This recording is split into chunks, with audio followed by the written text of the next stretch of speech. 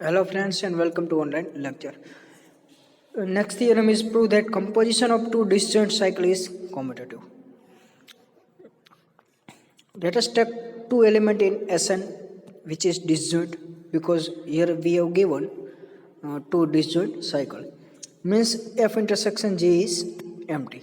Disjoint means F intersection G is empty. Then for any element I for of S we have following three possibility. એટલે એસના કોઈ પણ element માટે કઈ possibility હશે? કાંઈ તો F I is not equal to આઈ હશે, એટલે કે ધારો કે 1 ને 1 ઉપર ન મોકલતો એ રીતે એવા બધા એલિમેન્ટ. અને જી માટે કેવી પોસિબિલિટી હશે? G of I is not equal to I, અને કાં તો F of I is equal to I F of G of I. કેમ કે ડિસજોઇન્ટ છે એટલા માટે જો F of I is equal to આઈ હોય તો અને G of I is not equal to આઈ હોય આ પોસિબિલિટી હશે નહીં, કેમ કે ડિસજોઇન્ટ આપેલું છે. કાં તો આ પોસિબિલિટી કાં તો આ, અથવા ઇક્વલ હોય તો એ બંને ઇક્વલ હશે, F of I is equal to G I. તો પહેલી પોસિબિલિટી માટે suppose F of I is not equal to I તો જી of I is equal to I. F of I not equal to આઈ હોય તો જી of I is equal to I, કેમ કે F અને જી disjoint છે એટલા માટે. કેમ કે બંને પોસિબિલિટી એકારે નહીં હોય, F of I not equal to આઈ હોય અને G of I not equal to આઈ હોય, આ બંને પોસિબિલિટી એકારે હશે નહીં. તો કમ્પોઝિશન શું થાય? F O G of I, F of G of I. બસ જી ઓફ આઈની વેલ્યુ શું આપેલી? આઈ. તો શું મળ્યું? F of I which is not equal to I. તો F O G of I શું મળ્યું? Not equal to I. પણ ઓલ્સો આપેલું છે F of I is not equal to I, તો F of I is not equal to F of I, કેમ કે F is 1 1. F કેમાં લીધું? એસએન. તો 1 1 ઓન ટુ ફંક્શન હોય એફ, આપણે કેનો યુઝ કરવાનો? 1 1. તો F of I is not equal to આઈ.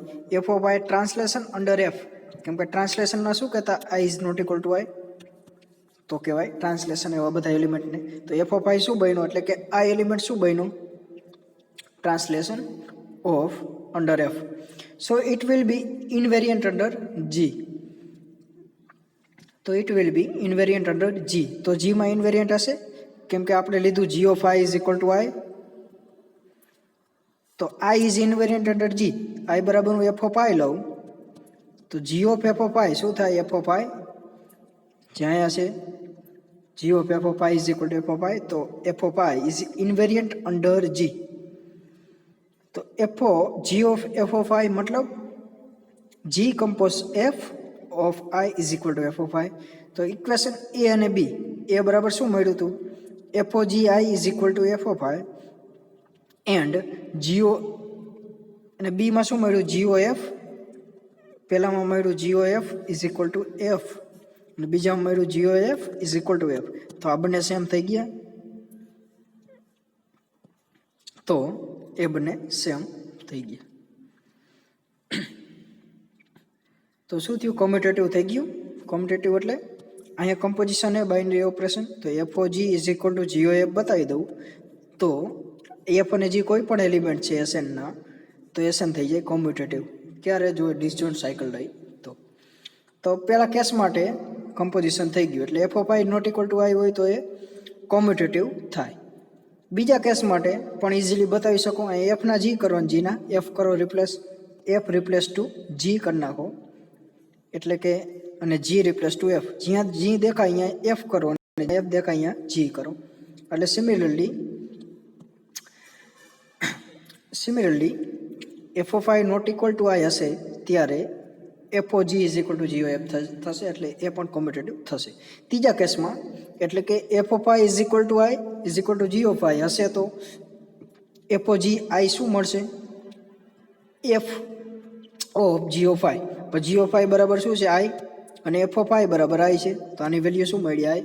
હવે ઊંધું જોઈ એટલે કે g f of I is equal to g of F of I. F of I is equal to શું છે? આઈ, અને g of i is equal to i, તો એની પણ વેલ્યુ મળી i. તો બંને સેમ થઈ ગયું. ધેરફોર પોસિબિલિટી ગમે તે હોય, ત્રણેય પોસિબિલિટીમાં એ કમ્યુટેટિવ થાય છે. Note that do relevant changes in proof of above theorem if the ask of product of two disjoint cycle. એટલે પ્રોડક્ટ પૂછે તો ચેન્જીસ આવે.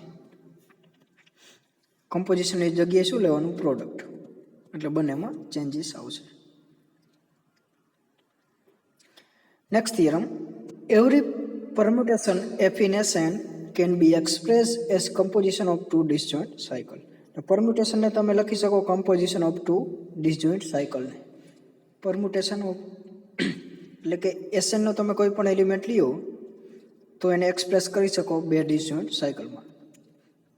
એટલે કે ગમે તે એલિમેન્ટ હોય તો એને તમે ડિસજોઇન્ટ સાયકલના ફોર્મમાં લખી શકો. તો પ્રૂફ જોઈએ તો F belongs to SN, so F is permutation of nth element. કેમ કે એસએનમાં એલિમેન્ટ લીધો તો એટલે આનું જ પરમ્યુટેશન હશે, જેમાં કેટલા એલિમેન્ટ હોય N factorial. Now consider sequence 1, f1, f square n, and f cube 1 and so on. એટલે આ સિક્વન્સ કન્સિડર કરી. Since s is finite, number કેટલા n નંબર ઓફ છે એટલા માટે s is finite. The element of this sequence cannot be distinct. આ finite number of element છે અને આની જ સિક્વન્સ છે, તો બધા એલિમેન્ટ જુદા હશે નહીં. એટલે કોઈ એલિમેન્ટ સરખા હશે, કેમ કે આ ઇન્ફાઇનાઇટ નંબર ઓફ સિક્વન્સમાં કેટલા ઇન્ફાઇનાઇટ નંબર ઓફ મેમ્બર છે એટલા માટે અમુક એલિમેન્ટ સરખા હશે. તો લેટ અસ સે fr1 be the first term which is repeated, then fr1 is equal to 1. એટલે કે f પાવર r1 થી એ 1 થાય એટલે એ સાયકલ બનાવે. fr1 થી એ પાછું 1 થઈ જાય, પછી f(1), f(2), એટલે કે f r+1 લ્યો 1, એ શું થાય? f(1) થાય. કેમ કે fr1 શું થાય? 1. તો બાકી શું વધ્યું? f(1). ફરીથી રિપીટ કરું, fr1 ધારો કે એવી rth પાવર છે કે એ 1 બનાવે, તો બાકીના બધા શું બનાવશે? fr1 શું થાય? f(1). આ 2 હોત તો અહીં f2² 1, એ રીતે એન્ડ સો ઓન. એટલે એ રીતે ફાઇનાઇટ ટર્મ કન્સિડર કરે છે. કેમ કે એસમાં ફાઇનાઇટ નંબર એલિમેન્ટ છે તો એની સિક્વન્સ ફાઇનાઇટ નંબર બનશે.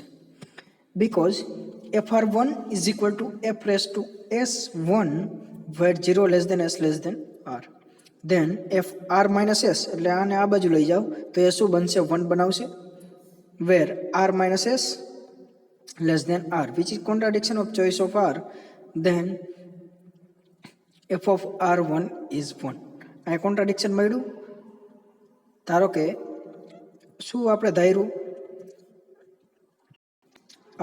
કે ધારો કે આની સાથે કોઈ એક એવી ટર્મ છે જેનો s પાવર 1 થાય છે, તેનો s પાવર આના જેવો થાય છે. એટલે કે બીજી એવી ટર્મ કોઈ મળશે નહીં.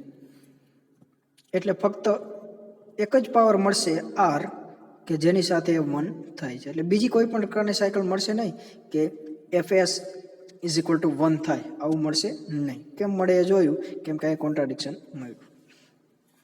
તો τ1 ડિફાઇન કર્યો, 1 f(1), f(2)(1) up to fr-1, અને fr1 શું થઈ જાય? વળી પાછું 1, fr+1 એ થઈ જાય f(1), fr+2, એ રીતે એન્ડ સો ઓન.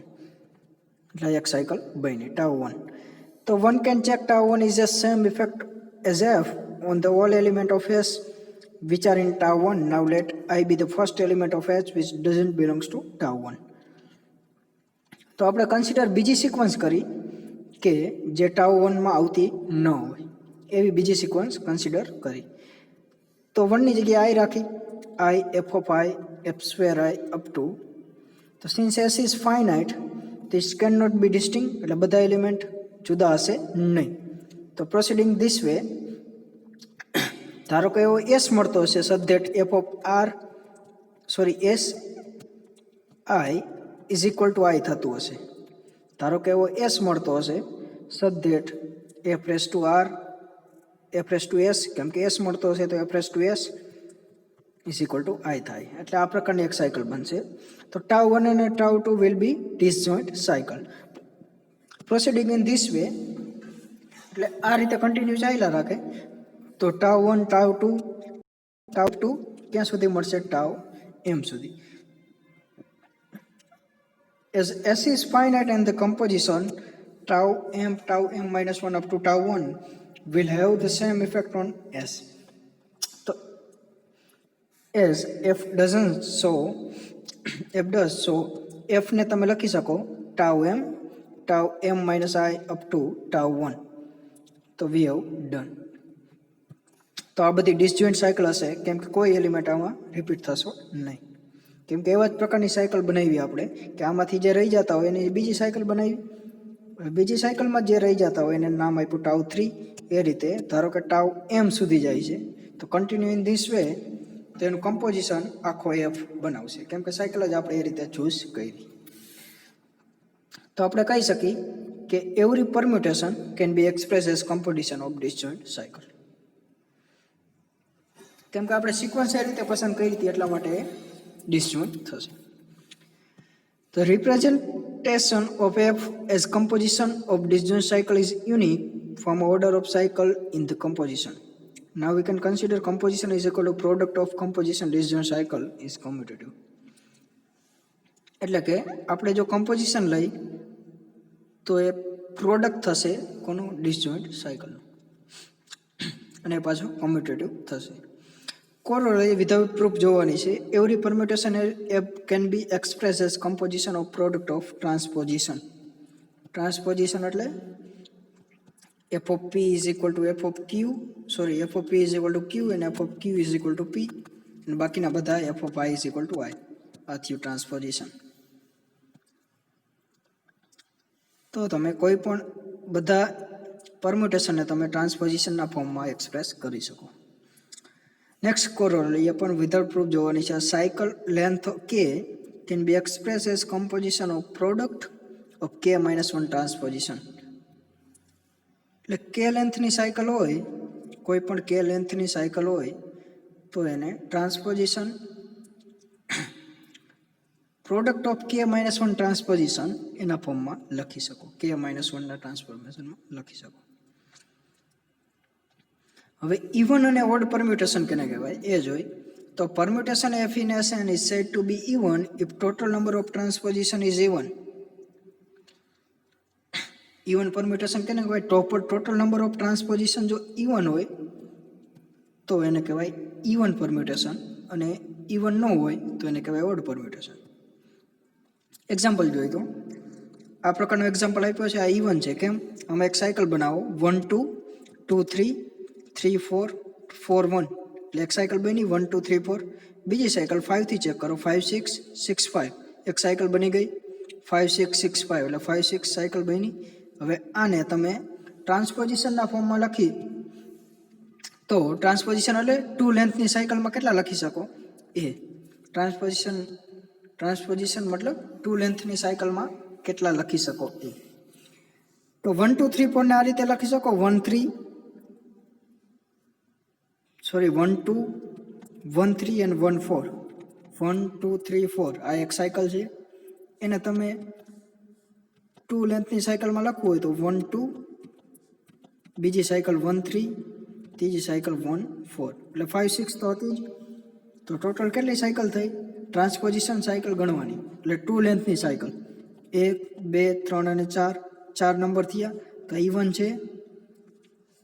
તો આ પરમ્યુટેશન થયું ઇવન પરમ્યુટેશન.